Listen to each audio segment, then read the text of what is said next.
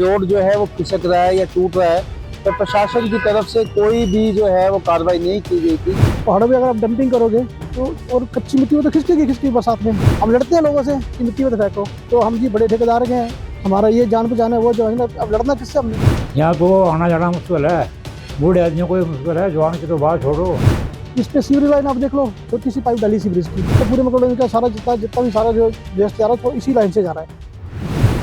नमस्कार, इनॉक्स न्यूज में एक बार फिर से आपका बहुत बहुत स्वागत है। जी हाँ दर्शकों, हिमाचल प्रदेश की बात करें तो हिमाचल प्रदेश इस वक्त आपदा से ग्रसित है और ऐसे में पिछले कल आपने देखा होगा कि देश के प्रधानमंत्री नरेंद्र मोदी यहाँ पे पहुंचे थे। सर्वेक्षण उनके द्वारा किया गया, जो आपदा प्रभावित क्षेत्र हैं, चाहे जिला कांगड़ा की बात करें या जिला चंबा की बात करें, हवाई सर्वेक्षण उनके द्वारा किया गया।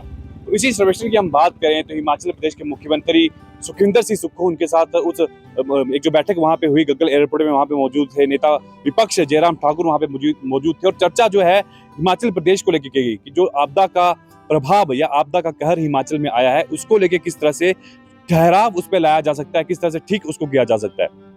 धर्मशाला की बात करें तो हिमाचल प्रदेश की दूसरी राजधानी धर्मशाला है और ऐसे में इस वक्त हम बात करें तो आज फिर से धर्मशाला के जोगीवाड़ा रोड में हम मौजूद और यहाँ के हालात दिन पर दिन बद से बदतर होते जा रहे हैं। क्योंकि सड़कों की बात करें तो लगातार सड़कें दरक रही हैं। आप मेरे पीछे तस्वीरें देख पा रहे होंगे कि वर्तमान में ऐसे हालात हो चुके हैं कि ये सड़क कम और गड्ढे ज्यादा इसमें दिख रहे हैं, क्योंकि पूरी तरह से ये सड़क क्षतिग्रस्त हो चुकी है। आप तस्वीरें देख सकते हो, जगह जगह से ये रास्ते टूटे हुए हैं, जगह जगह से दरारें इसमें पड़ी हुई हैं। साथ ही अगर बात करें इस रोड की, हम केवल आज बात कर ली जाए तो ये रोड 3-4 जगह से क्षतिग्रस्त है, परंतु अभी तक प्रशासनिक कोई भी अधिकारी यहाँ पे मौजूद नहीं हुआ है। सवाल ये है कि इस सड़क मार्ग की हम बात करें तो जो सीवरेज की पाइपलाइन यहाँ पे बिछाई गई थी कई साल पहले, उस सीवरेज पाइप की वजह से इन लोगों का ये कहना है, स्थानीय जनता का ये कहना है कि ये रोड लगातार दरक रहा है। क्योंकि मैक्लोडगंज के लिए सबसे वैकल्पिक और सबसे आसान मार्ग जो है ये है, क्योंकि धर्मशाला कोतवाली बाजार से मात्र 2 किलोमीटर का डिस्टेंस जो है मैक्लोडगंज के लिए रहता है इस मार्ग से होते हुए। ऐसे में आम जनता से आप जानकारी लेंगे, टैक्सी चालकों से जानकारी लेंगे, क्या कुछ दिक्कतों का सामना इस रोड की वजह से करना पड़ रहा है। क्योंकि एम्बुलेंस मार्ग की बात करें तो रास्ता टूटा हुआ है और ऐसे में जो मरीज हैं, जो बुजुर्ग महिलाएं हैं या गर्भवती महिलाएं, उनको काफी दिक्कतों का सामना करना पड़ रहा है। तो ग्राउंड जीरो में पहुंचे हैं और तस्वीरें ग्राउंड जीरो से साझा करने की कोशिश आपको की जा रही है। कुछ बातचीत स्थानीय जनता से करेंगे, तब तक के लिए बने रहिएगा इनॉक्स न्यूज के साथ। हमारा जो मेन कस्टमर आता है वो मैक्लोडगंज से, नड्डी और ये किरपू मोड़, गमरू, यहाँ से हमारा जो मैक्सिमम कस्टमर जो आता है। तो इस रोड के टूटने से जो है वो बाज़ार में काफ़ी फ़र्क पड़ा है, क्योंकि जो लोग 5 या 10 मिनट में कोतवाली बाज़ार पहुँच जाते थे, उन्हें पूरे घूम के जो है वो आना पड़ रहा है, जिससे जो है उनको आर्थिक भी बोझ पड़ रहा है और उनका टाइम भी जो है काफ़ी वेस्ट हो रहा है। तो मेरी तो सरकार से यही गुजारिश है कि जल्द से जल्द इस रोड को बनाया जाए और कितने दिनों से जो लोकल लोग भी हैं और आप जैसे पत्रकार हैं वो पहले भी इस बात को उठाते रहे हैं कि रोड जो है वो खिसक रहा है या टूट रहा है, तो प्रशासन की तरफ से कोई भी जो है वो कार्रवाई नहीं की गई थी बरसातों से पहले भी। तो ये काफ़ी नुकसान जो है बाजार को हो रहा है। जब भी कोई वीआईपी मूवमेंट होती है तो उससे पहले जो है वहाँ के खड्डे या कुछ भी भरा जाता है।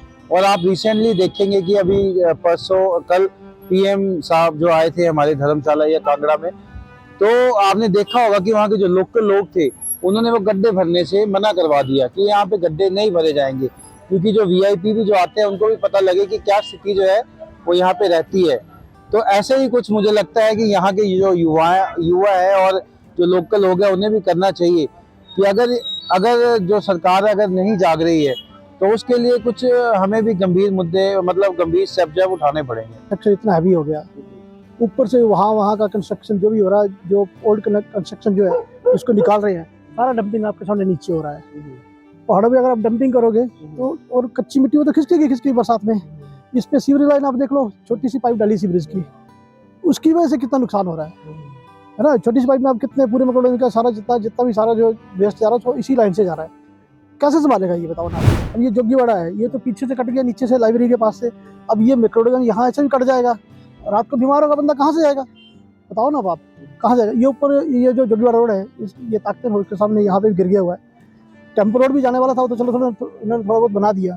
अब ये इस रोड को आप देखो, ये टूट जाता है तो लोग कहाँ जाएंगे, पब्लिक कहाँ जाएगी, ये बताओ आप। इसका तो परमानेंट इलाज होना चाहिए। अब नीचे देखो, ये प्रॉब्लम कोई सड़क से थोड़ी आ रही है, ये प्रॉब्लम तो नीचे से है। आप ऊपर से मिट्टी डाल दोगे तो बनेगा नहीं है। आपको कम से कम नीचे से बेस तो उठाना पड़ेगा ना। इसका बेस देखो, नीचे बेस ही नहीं है, इतनी डंपिंग हुई मिट्टी की। हम लड़ते हैं लोगों से कि मिट्टी में तो फेंको, तो हम जी बड़े ठेकेदार के हैं, हमारा ये जान पहचान है, वो जो है ना, अब लड़ना किससे हमने। बताओ ना, आप किसी से लड़ना हमने? तो हम डंपिंग वाला करते, डंपिंग को नहीं मानते वो लोग। यहाँ तो आना जाना मुश्किल है, बूढ़े आदमियों को भी मुश्किल है, जवान की तो बात छोड़ो, रास्ता कोई नहीं आने जाने के लिए। रात को बीमार हो जाएगा, बीमार आदमी कहाँ जाएगा, पीठ पे उठा के ले जाना पड़ेगा हॉस्पिटल। ये जैसे भी खुदाई जो सड़कें जो बन रही हैं, ये कारण है। इन्होंने जो पूरे पत्थर बड़े बड़े तो हार्डकोर के तोड़ ताड़ के फेंक दिए हैं, जो उनका ज़मीन का वेस्ट तो ख़त्म कर दिया है, और कच्ची मिट्टी फेंक रहे हैं। एक चीज़, दूसरी बार ये जो बना रहे हैं बिल्डिंगें वगैरह, वो सारा मलबा वगैरह सब डंप कर रहे हैं, उसका ये कारण भी है। डंपिंग सर जो मलबा है सब डंप सब कर रहे हो, पहले तो उसे फेंकते नहीं हैं, इसी साइड से फेंक रहे हैं हमारी तरफ। ये कच्चा पक्का जो कोई मीटर साइड साइड में पड़ा हुआ है, कोई पूछने वाला है ही नहीं, ना जंगलात वाला ना कोई और पूछने वाला। गाँव वाले बोलते हैं हम थोड़ी नहीं फेंकते, सब तो फेंक रहे हैं। और हम लोग बोलेंगे तो बोलते हैं हम थोड़ी नहीं फेंक रहे, सब तो फेंक, सबको बोलो ना, सब किसको पकड़े। रात को गाड़ियाँ आके फेंक जाते हैं, रात को कौन कितना गुजार करता है। पहले तो जोगीवाड़ा तक ही रोड खराब था, अब उसके आगे कर्मो मोड़ भी पूरा क्षतिग्रस्त हो गया है। जैसे वहाँ के लोकल्स लोगों को तो बहुत दिक्कत आ रही है।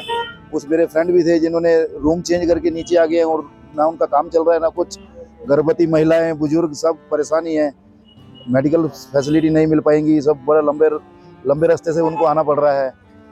और जैसे देखा जाए, कल जैसे मोदी जी का दौरा था तो रातों रात नीचे के रोड सब अच्छे हो गए, सब बढ़िया हो गए, तो ये रोड क्यों नहीं होते? इतना टाइम हो गया, अब इसके कोई ना कोई एक्शन तो लेना पड़ेगा। बहुत प्रॉब्लम हो रही है सभी बंदों को। खड़डंडा रोड ही था एक जो मैक्लोडगंज को अच्छे से, यहीं से सारे पर्यटक यहीं से जाते थे।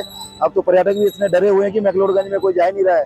अब बिल्कुल खाली, सबका व्यापार ठप हो गया, सब कुछ बंद है, लोगों का आना जाना बंद हो गया है, ना वो बाजार आ पा रहे हैं ना कुछ है। इसकी सबसे बड़ी वजह तो मैं मानता हूँ कि जो अनलीगल कंस्ट्रक्शन जो हो रहे हैं उनकी ज्यादा वजह से हो रहा है। परेशानी तो बहुत ज्यादा होगी। अब देखिए, अब जोगीवाड़ा से भी रोड जो है वो क्लैप्स हो गया है, टूट गया हुआ है।